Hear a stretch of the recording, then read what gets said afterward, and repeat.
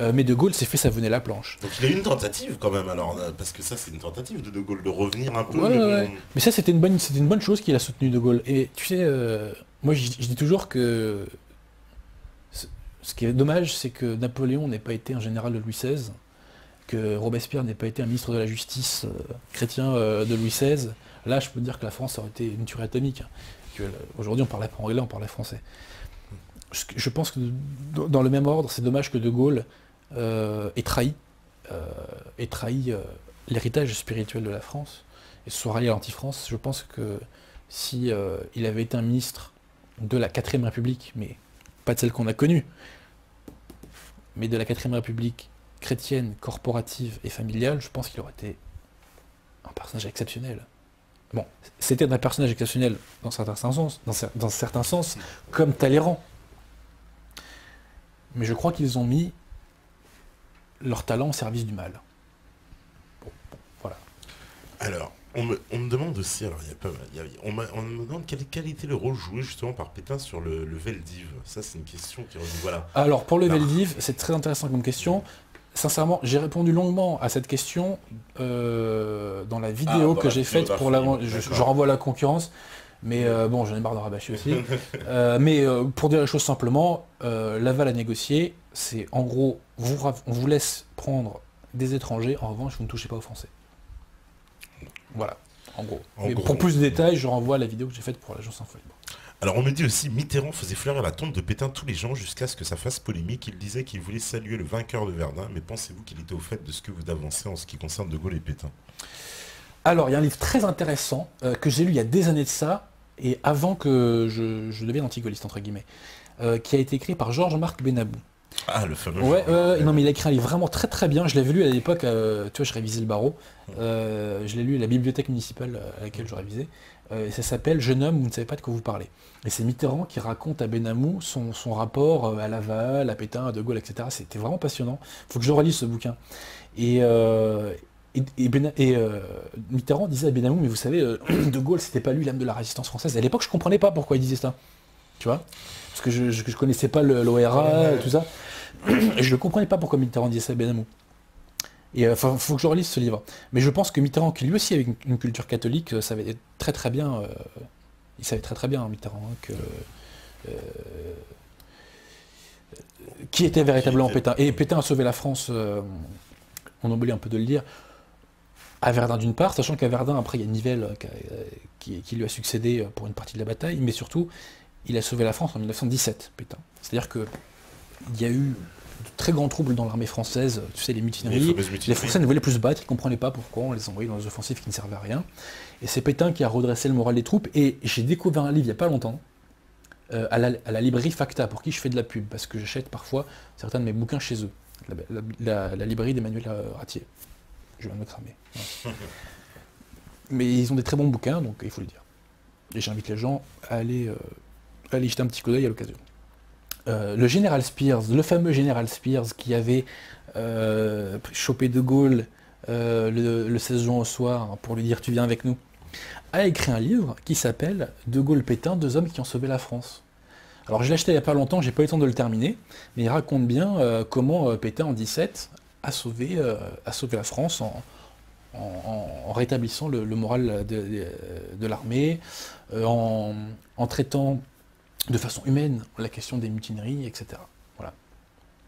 Ouais, ça... Mais Mitterrand n'était pas dupe, pour en revenir à la question. Quand on a une culture classique, sérieuse, quand on sait ce que c'est que le bien et le mal, et Mitterrand le savait, c'est pourquoi il est coupable d'ailleurs, à l'instar de De Gaulle. C'est parce qu'il peut pas... on dit souvent qu'il n'y a pas de péché sans conscience du péché. Enfin, c'est pas moi qui le dis, ça c'est la doctrine de l'Église. De Gaulle et Mitterrand, je pense, avaient conscience du péché. Mais ils étaient aveuglés par leur orgueil. Il était franc-maçon aussi, Mitterrand. Ah ça, je sais pas. Ah non, il n'était pas franc-maçon. Il n'était pas franc-maçon. Je pense le dire de façon certaine, parce qu'Henri Coston, a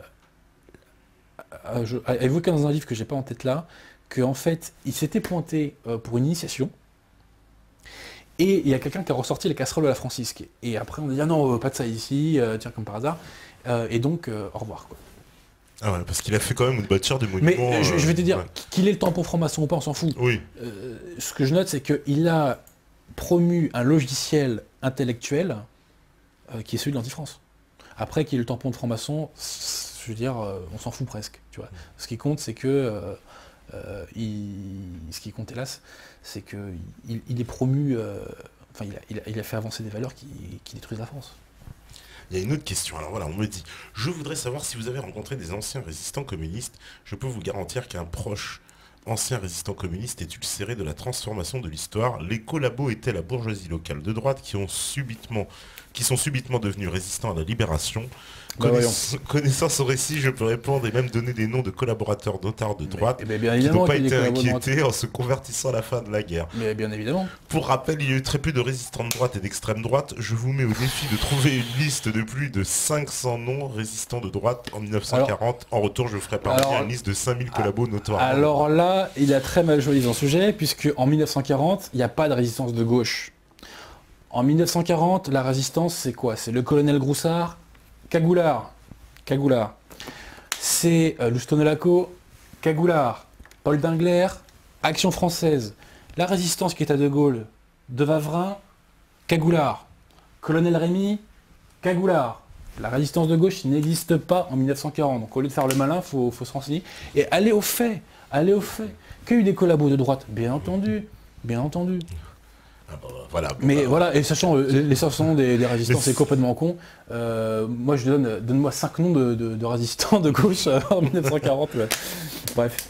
Donc, d'ailleurs, Dominique Vénère, dans son histoire de la résistance, un chapitre qui s'appelle, je crois, Résister à l'ombre de Vichy, qui explique bien, voilà. D'ailleurs, c'est pareil, Général Colson, Végan, les prémices de l'OERA, Picandard, enfin, ils étaient tous de droite, même, pardon, d'extrême droite. Hein. Je sais que c'est pas bien de le dire, mais voilà, donc ça me fatigue, ça. Allez au fait. Voilà, allez au fait. Alors, on me dit aussi, voilà, Monsieur Adrien Brosier a-t-il une idée concrète et pragmatique pour reprendre le pouvoir afin de parvenir à instaurer une authentique nation française? J'en ai beaucoup, mais sincèrement, c'est pas le sujet de ce soir. Ah bon, ben voilà, on en reparlera. On promet, on en reparlera. Mais c'est la question de la prise du pouvoir est capitale. Bon bah voilà, on en reparlera en fait. Hein. Ouais. Alors, on me dit aussi, est-ce que l'ultra-diabolisation et les déformations de l'histoire de la doxa ne viennent pas du fait que Pétain était pour un retour à une certaine tradition? D'ailleurs, tous les dirigeants prônant le retour à la tradition sont diabolisés. Bah oui, tout à fait. Quand on consacre la France au cœur immaculé de la Vierge, ça s'appelle pas l'anti-France. Hein. Ça s'appelle pas l'anti-France. Quel acte plus beau? J'aimerais qu'on le dise, quoi. Quel acte plus beau que de consacrer la France au cœur de la Vierge? C'est... Bref. Ouais. Alors, qu'est-ce qu'on me dit encore 68 n'est pas plutôt une conséquence du rapatriement de l'or de la France suite au futur abandon du dollar en 71? Ça a pu jouer, hein. Peut-être que les Américains ont... Sincèrement, ça a pu jouer, mais je n'ai pas creusé la question 68 énormément. Enfin, pas sous cet angle-là. C'est possible, mais là, je ne me prononce pas. Mais le fond du problème de 68, c'est pourquoi la gauche est aussi puissante. Et j'y reviens, elle est aussi puissante parce que De Gaulle lui a donné les clés en 1944. Alors justement, tiens, par rapport à De Gaulle, c'est vrai, De Gaulle, il a voulu rétablir la monarchie. Non. Alors ça, c'est un mythe. De Gaulle, c'est un mythe, ça, parce que voilà, on me le dit, oui, il aurait voulu rétablir la monarchie. Alors ça, c'est une question très intéressante. Voilà. C'est très intéressante. De Gaulle a eu une correspondance avec le comte de Paris, Orléans. Ouais. Eh bien, moi, je le dis, je préfère la République aux Orléans. Voilà. Parce que la République, c'est la République des Lumières. La République qu'on a connue, c'est la République des Lumières, mais les Orléans, c'est la monarchie des Lumières. Il n'y a pas de différence de fond entre la monarchie du Juillet et les républiques qui ont suivi. Et le régime que voulait faire Pétain était une république, mais l'esprit qui reposait sur l'héritage spirituel de la France était plus proche de la monarchie que la monarchie du Juillet, qui a le nom de monarchie, qui a un roi à sa tête, mais l'esprit philosophique qui l'anime était la philosophie des Lumières. Donc moi, je suis plus Philippe que Louis-Philippe. Donc, ça c'est intéressant, c'est vrai que De Gaulle on a souvent dit il avait rendu s'il avait remis un Orléans en pouvoir, ça aurait été une casserole de plus à son actif. Ouais, donc parce que ça aurait été dans la continuité, donc ouais, voilà, ouais. Ok, pas de vraie rupture. Alors On me dit pourquoi M. Abosi ne se pose-t-il pas la question de l'authenticité de ses biographies, de tire sa relecture de l'histoire et rejette-t-il les travaux d'historiens basés sur des archives? Mais quels autres travaux, j'ai envie de Mais dire. déjà, les historiens que je cite, vous croyez qu'ils n'ont pas travaillé sur des archives? Ouais. Non mais franchement. Ça, mon cher fatigant. Géronimo, ouais, c'est pas une... Quand je cite, écoute, mon cher Géronimo, renseigne-toi. J'ai envie de te dire, je te cite les évangiles à nouveau, cherche et trouve. Cher Géronimo, tu cherches et tu trouves. Qui était Henri de Kérélis? Quel intérêt a-t-il à mentir? Pourquoi Bachler Stucky, ambassadeur, aurait intérêt à mentir? Est-ce que Dominique Vénère, qui a fait son travail sur la résistance, ment? Est-ce qu'il invente des faits? Est-ce que Robert Aron ment? Est-ce qu'il invente des faits? Est-ce que Paul Baudouin ment? Est-ce qu'il invente des faits? C'est comme ça qu'il faut raisonner. Et puis c'est des gens différents, on va pas dire qu'ils Est-ce appartiennent que tous au Raoul même moule. Hilberg ment? Est-ce qu'il a inventé des faits? Bref, franchement, c'est fatigant ce genre de questions. Ouais, En gros, toutes les sources qui viennent du système sont bonnes, par définition, et celles qui sortent de la doxa sont mauvaises, c'est fatigant, quoi. Moi, ce qui m'intéresse, c'est les faits. Vérifier si les faits que j'évoque sont vrais ou faux. Ouais. Point. La question de l'étiquette, je m'en tape. Les faits et rien que les faits. Alors, il y a une question intéressante de Max No, il me dit Adrien, as-tu lu La guerre des trois fous de Bernard Fay, qui fut un proche collaborateur Bernard Fay, qui fut un proche collaborateur de Pétain. Très intéressant, ce fut lui qui fut en charge de récupérer les archives maçonniques. Oui, j'ai lu d'ailleurs son truc sur les archives maçonniques, je dirais pas qu'il me l'a prêté, je vais pas le compromettre. Mais j'ai lu son truc sur les archives maçonniques, c'est intéressant, mais c'est pas non plus méga excitant, quoi. Ceci étant, Bernard Fay, j'ai lu quelques bouquins de lui. Il a écrit un bouquin sur Louis XVI qui est vachement bien. Je recommande le Louis XVI de Bernard Fay. C'est écrit avec un style magnifique. J'ai pas lu La guerre des trois fous. Je ne l'ai pas lu, donc je ne peux pas me prononcer dessus. Mais c'est un auteur que je vais creuser parce que le peu de choses que j'ai lu de lui est écrit dans un français exceptionnel. Vraiment un très beau style. Et le fond de ce que j'ai lu pour l'instant, après je me prononce pas sur le reste de son œuvre, mais ce que j'ai lu pour l'instant de lui, son bouquin sur Louis XVI, et un autre bouquin qu'il a fait qui s'appelle La franc-maçonnerie et la révolution du XVIIIe siècle, me semble-t-il, j'ai beaucoup en souvenir le Louis XVI qui m'a marqué, l'autre là je l'ai un petit peu moins, mais il me semble que ça va dans le bon sens, quoi. Alors, on me dit aussi, un mot sur le SAC qui effectuait les sales besognes du parti gaulliste. Sur le SAC, service d'action. Je connais pas en détail le SAC, donc c'est le truc fait par Pasqua, c'est une milice officieuse, quoi, de barbouzards, quoi, plus ou moins. C'est un peu le principe de la milice, quand même, non? Non, quand même pas, faut pas exagérer. Encore que, quand on creuse, mais je vais te dire, là on sort de la période 40-44, j'ai pas autant creusé, mais il y a quelqu'un qui pourrait évoquer ça de façon peut-être un peu plus intéressante, c'est René Rionnier. J'invite les gens à lire son livre qui s'appelle La réquisitoire contre le mensonge, un bouquin anti-gaulliste. Et il a écrit aussi un autre bouquin qui s'appelle Offense au chef de l'État, puisque suite à son bouquin, il a eu des petits problèmes. Ouais. Mais j'aime bien ces mecs-là. Franchement, ils ont des blondes, quoi. Et, chapeau. Alors, qu'est-ce qu'on me dit encore pourrais-tu parler des JOFTA et que penses-tu du PPF, Parti populaire français, décrit comme collaborationniste? Alors, JOFTA, je vois pas ce que c'est. Alors, PPF, si je dis pas de bêtises, c'est le parti de Doriot. Si je dis pas de bêtises, parce que je confonds peut-être avec le parti de la Roque. En tout cas, le parti de Doriot était collaborationniste. Mais c'était ce qu'on appelle les collaborationnistes de Paris. Et Pétain et Laval n'avaient aucune influence sur eux. Et au contraire, ils crachaient beaucoup sur les gouvernements de l'époque. Sachant que Jean Tracou, dans son livre Le Maréchal Aulien, raconte l'entretien physique qu'il y a eu entre Doriot et Pétain. Et il raconte que Pétain, parce que Pétain était quelqu'un d'apparence froide, il cachait sa timidité derrière une froideur, mais en même temps, il avait des traits d'humour parfois assez glacial. Enfin, il était assez glacial, quoi. Pardon. Et il avait dit à Doriot, je vais vous faire fusiller ou je sais pas quoi, et Jean Tracou, qui était là, à côté de Pétain, raconte que Doriot perlait, voilà. Ou il dit, non, j'aurais dû vous faire fusiller au Maroc, enfin je sais plus, un truc comme ça. Mais en gros, coup de pression, quoi. Voilà. Alors, qu'est-ce que vous me dites ça encore Parce qu'il y a tellement de questions. Alors, quel est ton avis sur des auteurs comme Delassus, le Marquis de la Franquerie, Louis Hubert Rémy? Alors, Louis Hubert Rémy, je n'ai lu de lui que son bouquin sur Jeanne d'Arc, qui est capital, parce qu'il évoque la triple donation de Jeanne d'Arc. Je laisse les gens creuser cette question, c'est pas le sujet. Et puis je suis pas spécialiste de la question, et tu vois, quand je maîtrise pas un sujet, je préfère laisser, enfin, tu vois, je préfère ne pas y aller. La Franquerie, Delassus, pardon, Delassus, ouais. œuvre capitale. Pierre Hélard en parle mieux que moi. si vous le recevez dans les mois à venir, on va le recevoir, demandez-lui, vraiment, Monseigneur Delassus, Monseigneur Gaume, ça c'est des trucs qui lèvent le cerveau, quoi. Enfin, au bon sens du terme, qui remettent les idées bien droites, quoi. On parle pas mal de Delassus en ce moment dans ce que j'appelle la nouvelle opinion publique, c'est bien. Il faut aussi parler de Monseigneur Gaume. J'ai lu un bouquin de lui qui s'appelle Le Traité sur le Saint-Esprit. Je remercie la personne d'ailleurs qui me l'a donné, qui fait du bien, quoi. Qui fait vraiment du bien, qui remet les idées dans le bon sens. Ensuite, le Marquis de la Franquerie, capital, le Marquis de la Franquerie. Oui. Son livre La mission divine de la France vraiment touche au cœur de l'âme française. Même si je suis pas d'accord à 100% avec lui. Des fois, je pense qu'historiquement, il se plante un peu. Mais globalement, la Franquerie a compris la place que jouait le catholicisme dans l'âme française. Et son message, c'est que si la France n'est pas fidèle à la croix, elle se fait châtier. Et l'histoire va un peu dans ce sens-là, quand même. Hein. Moi, je dis toujours, comme je dis tout à l'heure, allez voir dans les transports en commun, voilà, quoi.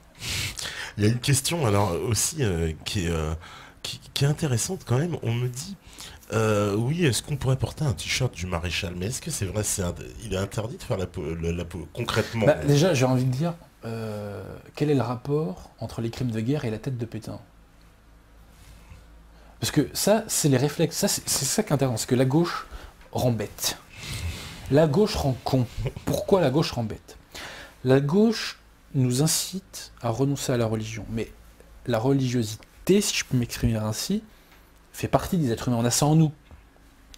Donc la gauche substitue à une religion des dogmes politiques. Et pourquoi on ne peut pas discuter avec les gens de gauche?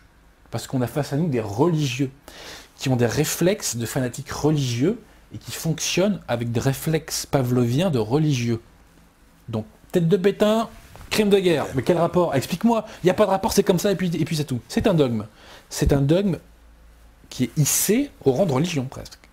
Et c'est pourquoi moi, les gens de gauche m'emmerdent dans la vie de tous les jours, parce qu'on peut discuter de rien. Déjà, ils sont incultes très souvent. Très souvent, ils sont incultes. Pourquoi? Parce que comme ils se coupent du passé, ils ne peuvent pas s'en alimenter.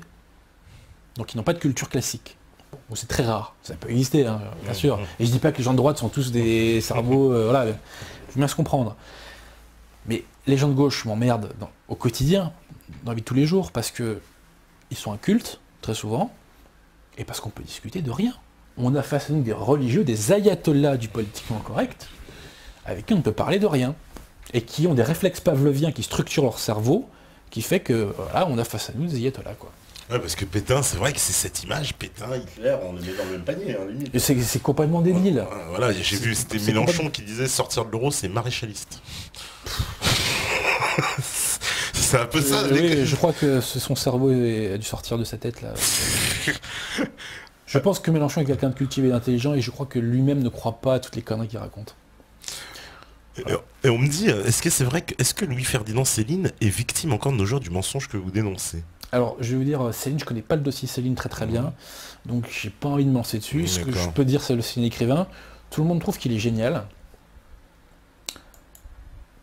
Peut-être l'est-il. Moi, sincèrement, c'est pas la littérature que j'aime, quoi. En termes de style, le point d'exclamation de 3 petits points, ça me gonfle. D'ailleurs, une petite anecdote personnelle qui finira un jour dans un roman que j'écrirai. J'étais un jour dans un dîner en ville, à Paris. Et puis justement, on parlait de littérature, on commence à parler de Céline. Et puis moi je dis, bon, moi je suis plutôt Stendhal, quoi. Je suis plutôt, voilà, Balzac, Stendhal, Bernanos, et j'en passe. Et une personne me dit, mais comment tu peux critiquer Céline? Il a inventé le point-virgule. Alors, en fait, le style de Céline, c'est que, je sais pas si tu sais, c'est qu'il mettait un point d'exclamation, il mettait 3 petits points à chaque fois. Donc là, je me suis dit, est-ce que je le crucifie sur place en lui disant non, c'est pas le point-virgule, c'est le point d'exclamation de 3 petits points, et si celui qui a inventé le point-virgule, c'est que t'en as pas lu une ligne. Voilà. Mais il y a un pédantisme célinien, c'est pour dire qu'il y a un pédantisme célinien qui me gonfle. Après, j'ai pas tout lu de Céline, moi j'ai lu Le Voyage. Alors Le Voyage, j'ai pas son fameux style encore. Hein. Le Voyage au bout de la nuit, Mora Crédit, et puis... Bagatelle pour un massacre. Non, pas Bagatelle pour un massacre. Enfin, j'en ai lu des passages de ça, mais bon, ça m'a pas excité. Qu'est-ce que j'avais lu de lui aussi? Ah oui, d'un château à l'autre, justement, qui parle un peu de notre période. Mais sincèrement, le point d'exclamation de 3 petits points, j'arrive pas. C'est pas ça que je recherche. Moi, j'aime les styles un peu plus purs, à la Maurice Sachs, à la Stendhal, à la Bernanos dans un autre style, à la Romain Roland, voilà. Faudra que je revienne un jour pour parler littérature. Ça pourrait être sympa. On n'en parle pas assez. Ah ouais, c'est vrai. Parce que c'est l'âme de la France aussi, la littérature. Ça fait partie de l'âme de la France. On me demande quel est le livre de référence qu'on pourrait citer sur qui relate du projet politique de Pétain, le plus intéressant. Bonne question. Moi je dirais l'histoire élémentaire de Vichy de l'amiral Offand. Je pense que c'est lui qui évoque le plus ça, parce que c'est vrai qu'on n'en parle pas beaucoup. Il y a aussi un livre de l'amiral Ferney qui s'appelle Aux côtés de Pétain, parce que l'amiral Ferney a participé à l'élaboration de la Constitution qu'il voulait faire, donc ça aide un peu. Mais je pense que c'est l'amiral Offand qui a touché le plus juste, dans cette idée de rechristianisation de la France. Ouais. Alors, on me dit, dans le procès du maréchal Pétain, Pétain déclare avoir voulu sauver la France. Est-ce que ça ne résume pas tout, finalement? Évidemment qu'il a voulu sauver la France. C'est le sens de sa vie de sauver la France. Et d'ailleurs, ceux qui veulent savoir pourquoi c'est le sens de sa vie de sauver la France, lisez ce livre de Louis-Dominique Girard, Mazigheim, ou La vie secrète de Philippe Pétain. Il s'est passé quelque chose en en 1888. Je vous le dis pas, hein. Pour une fois faites le travail. Hein. Et Pétain a voué sa vie à la France. Et il l'a sauvé à 2 reprises, je pense. Et à 2 reprises, ouais. Il y en a qui sont très contents. On me dit fantastique émission, merci messieurs. Il y en a qui sont aux anges quand même de ce qui a été amené. Je sais pas si l'émission est fantastique, je sais qu'en tout cas c'est ce que j'ai fait de plus utile dans ma courte vie. Alors, dans notre bien-pensance, notre doxa, il est tout à fait normal de penser que la monarchie française, donc quasiment tous les rois, étaient de mauvais tyrans. Est-ce la réalité ou cette idée vient de la première libéralisation de 1789, lorsqu'on évoque le roi son à lui, très pieux, humble, généreux avec son peuple, difficile de cracher dessus. Si le système était mauvais, il n'aurait pas duré si longtemps d'une part. Il a pu y avoir des rois moins bons que d'autres. Charles IX par exemple. Charles VI le fou, mais bon, lui il ne pouvait pas grand chose, le pauvre. Il y a eu des rois plus ou moins bons, mais le principe de la société d'Ancien Régime est incritiquable. Pourquoi ? Parce que la société était organisée pour que nos âmes aillent au ciel. Et ça, on peut dire tout ce qu'on veut, c'est incritiquable, et ça doit être le but de toute société humaine, faire que nos âmes aillent au ciel, et c'est ce que voulait faire Pétain. C'est ce que voulait faire Pétain. Il voulait des sociétés où les individus regardent un peu plus vers le ciel. Donc il y a pu y avoir des hommes mauvais qui ont incarné ce principe, parce que la nature humaine est ainsi faite, mais le principe est bon. Et le principe était incritiquable. Voilà. On me dit, c'est vrai, Maurras était-il le gourou de Pétain? Pourquoi a-t-il été jugé comme collabo alors qu'il était germanophobe? Alors, je n'ai pas lu le procès Maurras, donc j'ai pas envie de dire des bêtises. Pourquoi? Parce que l'épuration, il fallait tout liquider. Y compris à l'Académie française, par exemple. Donc, Pétain était germanophobe. Plus germanophobe tu meurs, hein, j'ai envie de dire même. Dès 1933, il a écrit des articles sur Hitler, comme quoi il fallait le buter, enfin, il y a vraiment des trucs extrêmement durs. Hein. Peut-être que si on l'avait un peu écouté sur ce point-là... Moi, Maurras, je ne connais pas très bien son œuvre. De l'Action française, je recommande surtout Jacques Bainville et Léon Daudet, qui est l'une des plus belles plumes, tiens, on parlait des écrivains, Léon Daudet est l'une des plus belles plumes du XXe siècle, et c'est poilant, et en même temps on apprend beaucoup de choses sur la classe politique de l'époque. Maurras, je connais pas vraiment, sincèrement, je connais pas de façon approfondie. Voilà. Après, moi, je bug sur Maurras sur un point précis, c'est rétablir les Orléans. Ça, non, faut pas déconner, quoi.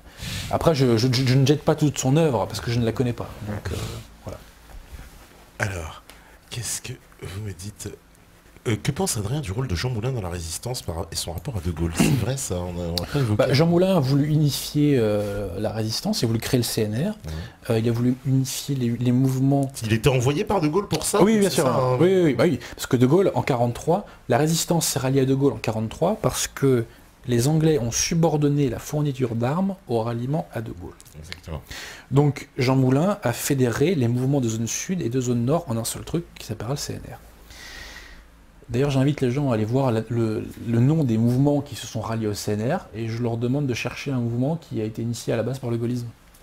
Ils n'en trouveront pas. En revanche, ils en trouveront un qui s'appelle l'OCM, l'Organisation Civile et Militaire, qui a pour origine le réseau Hector, qui a été financé par les services de renseignement de l'armée de l'air, qui eux-mêmes étaient financés par les fonds secrets donnés par Pétain. Le général Bergeret qui s'en occupait en parle mieux que moi. Sachant qu'à la tête de l'OCM, initialement, il y avait un facho, d'extrême droite, cagoulard, collabo, le général Hortho, qui était tellement collabo qu'il s'est fait déporter d'ailleurs en camp de concentration. Voilà, donc dans le CNR, il y avait 7 organisations, si je ne dis pas de bêtises, à la base.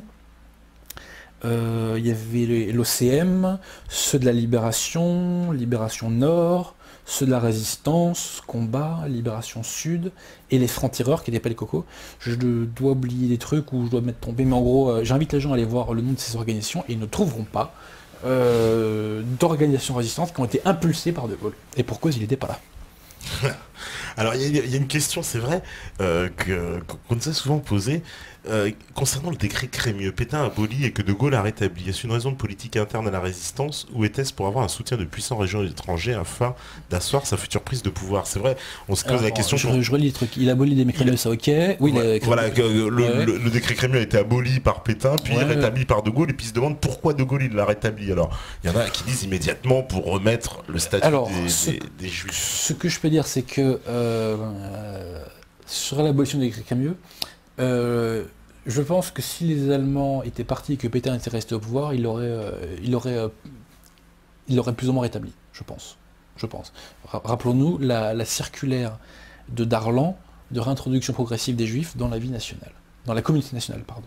Donc je pense qu'il aurait fait ça autrement, mais d'ailleurs, ce qu'il faut savoir, c'est que l'abolition du décret Crémieux a valu une très grande popularité, de Pétain auprès des Maghrébins. Ils aimaient beaucoup Pétain pour ça. Je sais pas pourquoi. Mais ce qui est vrai, c'est que le représentant des communautés juives d'Afrique du Nord, qui s'appelle Monsieur Alexandre, s'est rallié à De Gaulle sur cette question-là. Là, j'ai pas le truc en tête précisément. Il y a une histoire comme ça, comme quoi Monsieur Alexandre s'est rallié à De Gaulle à ces conditions-là. On peut le comprendre, de ceci étant. Voilà. Donc, alors, on nous dit, Adrien peut-il nous transposer des hommes publics, voire politiques de notre temps, avec des hommes d'avant et durant la guerre qui étaient l'équivalent de Valls Hollande de BHL, par exemple? Oh, bah, des collabos, vous savez, on en trouve à toutes les époques. Ouais, c'est ce que j'ai envie de dire, on en trouve beaucoup, là. Bah, les principaux collabos de l'époque, c'est des gens comme Marcel Déat, comme Jacques Doriot, qui est de la gauche, d'ailleurs, petite parenthèse, ils sont tous de la gauche. Il y a Darnan, mais le cas Darnan est un peu plus compliqué. Philippe Henriot, qui pourrait-on citer encore comme collabo, qui on pourrait citer comme pur collabo. Il y a Benoît Méchain, le ministre Jacques Benoît Méchain. Il y a Darquier de Pellepoix, aussi, le fameux Darquier de Pellepoix, qui était aux questions juives. Il y a aussi des journalistes, d'autres journalistes qui se sont mis plus ou moins consciemment au service de l'Allemagne. Je crois que je n'ai pas envie de dire de bêtises, d'accuser les gens gratuitement, mais je crois qu'il y avait un journal qui s'appelait Au Pilori. C'est dommage qu'ils aient souillé ce nom, parce que franchement, je trouve qu'il tape, le nom Au Pilori, ça peut être sympa quand même. Bref. Voilà, donc voilà quelques noms. Et comment dire, on me dit aussi, finalement, Pétain est moins aussi courageux que De Gaulle, puisqu'il est resté sur place défendre la France, alors que l'histoire l'a toujours traité comme un lâche. Parce que c'est vrai qu'on s'étonne, on se dit, il est quand même, s'est sacrifié un peu, Pétain. Mais je vais faire ricaner les gens. Il y a une petite dimension christique quand même. Même, je vais peut-être surprendre un petit peu chez Laval. À partir des années 43, il sait qu'il va se faire, milieu 43, il sent que ça va mal finir pour lui et qu'il va se faire plus ou moins buter. Mais il reste parce qu'il pense qu'il peut amortir le choc pour la France. Il y a une question aussi. Est-ce que tu confirmes? Parce que ça, c'est pareil, c'est quelque chose que justement les gens de gauche ont beaucoup de mal à admettre, mais c'est bien une chambre majoritairement de gauche qui donne les pleins pouvoirs. C'est la chambre du Front Populaire. C'est la chambre du Front Alors Populaire. après, il faut être intellectuellement honnête, c'est que il y avait quelques dizaines de députés qui à ce moment-là n'étaient pas là, parce qu'ils étaient sur le bateau le Massilia en Afrique du Nord. Et il y avait aussi quelques députés cocos qui avaient été invalidés. À cause du pacte germano-soviétique, n'est-ce pas monsieur de tout à l'heure de 40 là, le Parti communiste a été le premier parti collabo de France jusqu'en juin 41, donc les leçons là, ça suffit. Bref. Voilà. Donc c'est bien une chambre de gauche. C'est une chambre de gauche. Non, parce que c'est des petits détails qu'on oublie souvent. Bien sûr, c'est une chambre de gauche. Voilà. C'est une chambre de gauche. Voilà, on me demande, c'est vrai, qu'est-ce que tu penses de René Guénon, ouais. Je vois pas le rapport, Ouais, mais je pense que bon. c'est la gnose et qu'il faut le mettre à la poubelle. Même s'il est très intelligent et qu'on peut trouver quelques trucs justes. Monseigneur de Lassuie et Monseigneur Gaume, c'est beaucoup mieux.